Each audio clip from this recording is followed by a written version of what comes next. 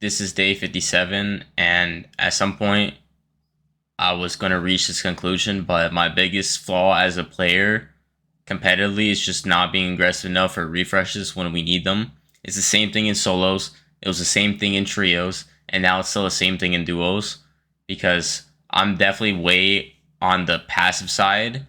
And when we need kills, like first moving, second moving, if you go in with good mats, you don't need the kills, but you want to get them so you can set yourself up to have a good game. And the thing is, a lot of times I don't go for pre-edits because I don't look for them. I'm not looking for them enough, and there's not enough urgency. Like, yo, if I don't get a pre-edit this zone, I only got a couple more chances before it becomes desperate, because we don't want to get to the point where we have to jump in or a game is over, because that is not a consistent way of playing the game. We want to be able to play a consistent Fortnite where even if we don't win every game, if we're getting top fives, top threes, and we're playing good Fortnite, that's all I really care about. But the problem is we always get to the point where we have to jump in or we have to make a really risky play because we don't have anything to lose at that point. And like, I just have to keep playing scrims and keep literally instilling it in my mind, like, you need to go for these plays. You need to look for these pre-edits. You have to go for them. Even if they don't work, it's just a scrim. You need to make the mistakes now. Be super aggressive with the pre-edits and die over and over. And eventually I'll learn why the pre-edit was bad. And the ones that are good, I can keep doing it. The ones that are bad, we fix and we don't do anymore. So I just need to be more aggressive. And if I can start getting more refreshes for us, we will start getting not top 10, but top 6, then top 5, then top 3, and maybe even the win. And then that's where like the improvement will be crazy, because my early game is really good right now. My mid game is really good. It's just the end games are really, really, really poor. So once I can fix this, which is not an overnight thing, it takes a lot of time to have good awareness on pre-edits and to learn how to do them. But once I can fix this, then I think I will be able to take my next step in my competitive journey. The mistake in this game is the same mistake I make in multiple games today, and it's not playing aggressive enough for pre-edits. Like, here we're on a high layer. We have good mats, 104, 107, but obviously we're going to need to get a refresh at some point. And there's teams we can pre-edit, but I'm not looking hard enough. Again, like, it takes a lot of time to have really good like awareness for pre-edits, but this would have been the perfect pre-edit, because you can see I'm scouting this way, but I didn't scout over here and I didn't scout to my side. I'm only scouting front and above me, which is bad, because if I see this team and I literally see them like here, okay, he's looking down, but he goes in his back tarp, I could have literally just went for a pre over here, boom, put it down, and if it doesn't work, it's fine, go on to the next one. But if we don't try, we're never gonna get kills, right? So this whole game, I just played too passive. So I stop here because of this guy on my wall. That's fine. When we go for a play, it doesn't work. It's all good, right? Now I drop here because I know we don't have good mats anymore. I block that off. Boom. We're good. Now, again, look for pre-edits. Let's look back. Who can we pre-edit from here, you know? It's so obvious. It's this. This is the perfect pre-edit. They're looking back. They have no awareness. The perfect pre-edit. But I just don't look at it once, you know, because I'm not scouting. If you don't scout, you can't notice these things. And then eventually I didn't see any opportunities, so I go front here and I make boxes. Like, okay, nice, we made space front. 17 builds here and 57. We need to make a play now. Again, pre-edit this guy, or in a second here, this team will start fighting this guy. Go for a drop down on these guys. Pre-edit this guy. There's so many opportunities that I'm not seeing, and obviously it's hard when you're in endgame to find these opportunities, but I'm farming a fucking tree, you know what I'm saying? Like, this shit just can't happen.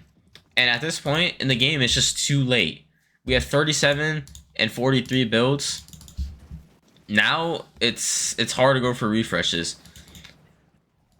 Like, now we're kind of just stuck here, and we're still playing too passive. We're not doing anything. We're not making plays. We're playing passive with 0 builds, and this is just a reoccurring problem across so many games. In this game, we end up being on height, but we haven't gotten a refresh this game, which means our mats are really bad.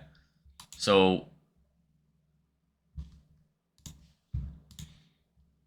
in this game, we are on height, but we'd have really bad mats, 21 builds and 14 builds, because we didn't get a refresh this whole game.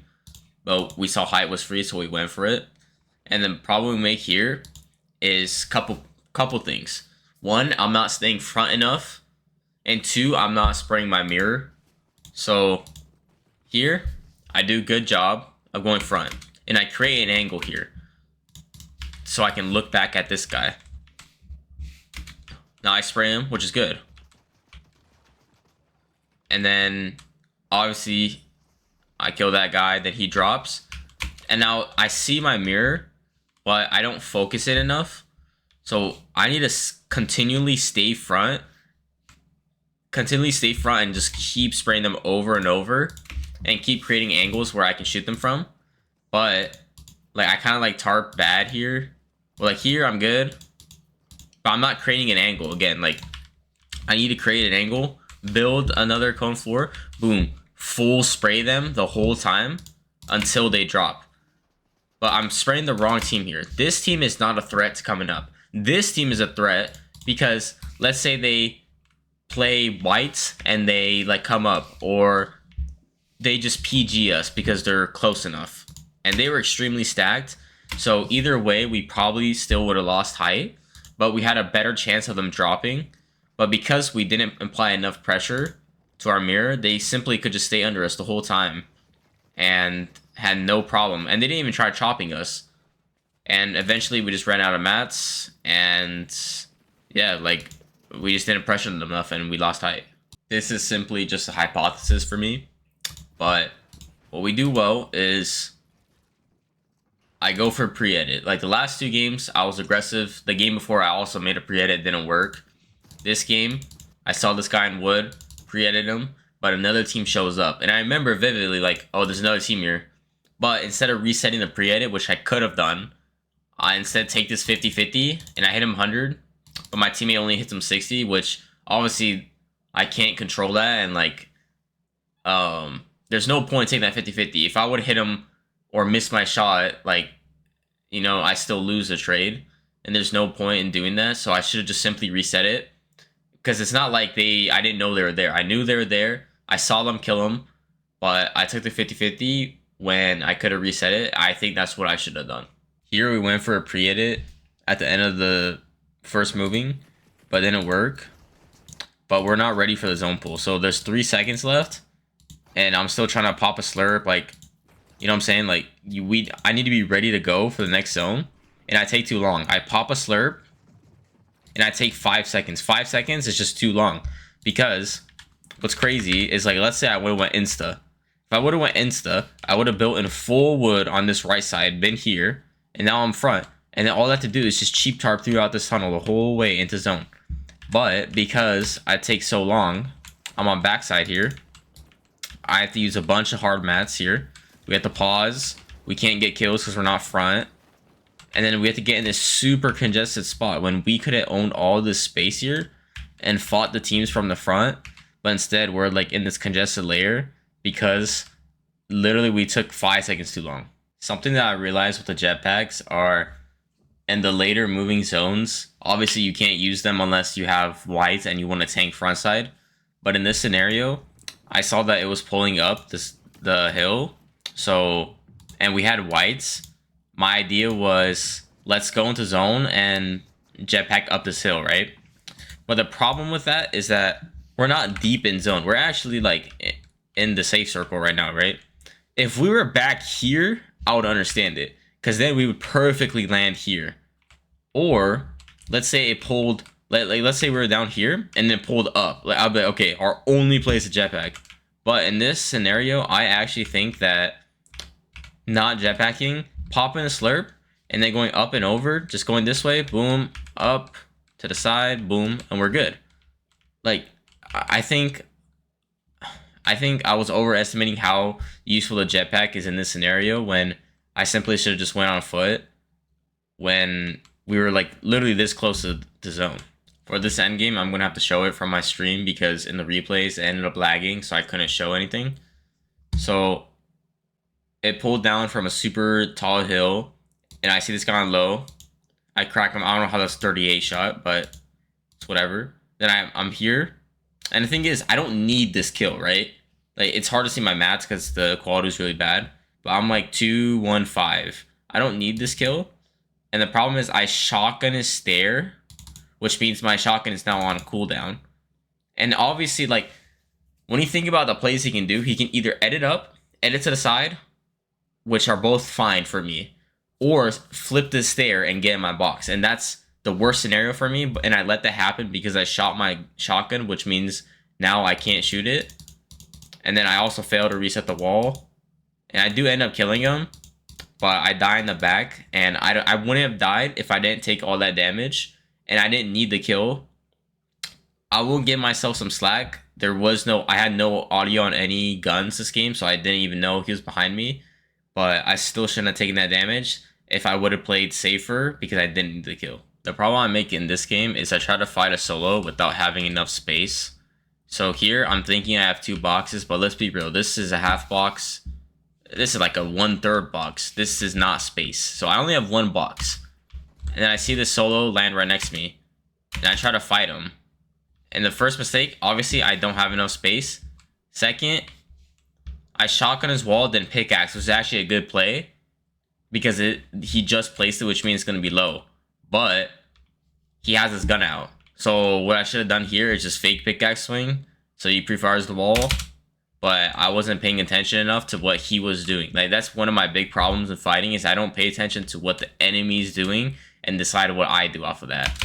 So then I get fried right here and I don't even place a stair in his box. Now I'm cooked. I reset the wall, but I only have 1 box of space, which means my wall is low. And he takes the wall first try. And now I'm dead. It's crazy how one little thing leads to just me dying with 5-5-5, and I'm glad I'm being aggressive. That's good. I want to be aggressive in these games. They're scrim games. I want to try shit out. And now I get to see like what mistakes I'm making. First, I don't have adequate space. Second, I'm not reading my opponent. But there were some good things I did there.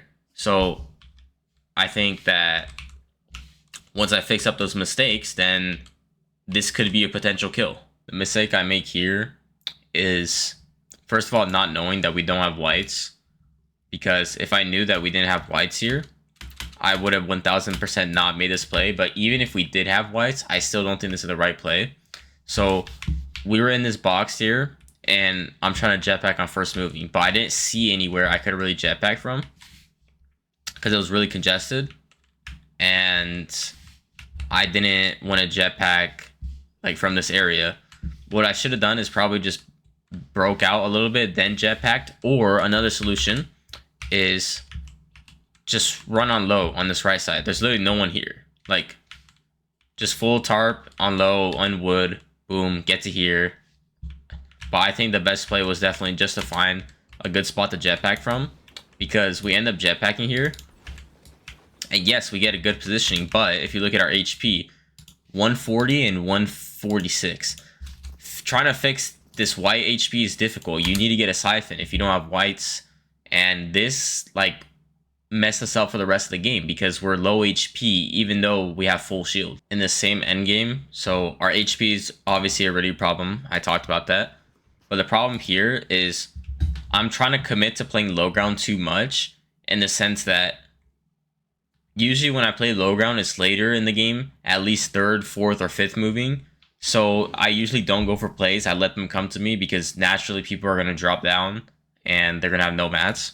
But in this scenario, no one's really going to have 0 mats, so I need to go make plays. But instead, I simply just tarp this whole thing, which is fine, but I don't go for plays. Right now, there's so many plays I can go for. I could go on this guy, right? Tarp up, Elpre, boom.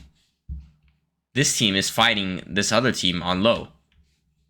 Tarp in front of them, boom. But I simply just keep tarping, and because I don't get any kills, we eventually run out of mats this game, and we just die in 4th place, which is a good placement. It's good, but it's not the win. And if we want to become the best players we can be, we need to fix every single little thing. And even here, this is the mistake from earlier that hurts us. I go for this kill here, but I told him, yo, I can't go for this. I'm too weak. You should go for it. But he's like, I'm weak too. Let's say we were both 100 HP. He'd be 160, and then I would be 109. And then he'd feel comfortable to go for this kill. Because look at his mats, 90. If we get this kill, this is a game changer, and we probably win this game because we get this huge refresh. But instead, we don't get any more kills for the rest of the game. This is right before I died, and that's how we end up getting 4th place and not getting 2nd or 1st.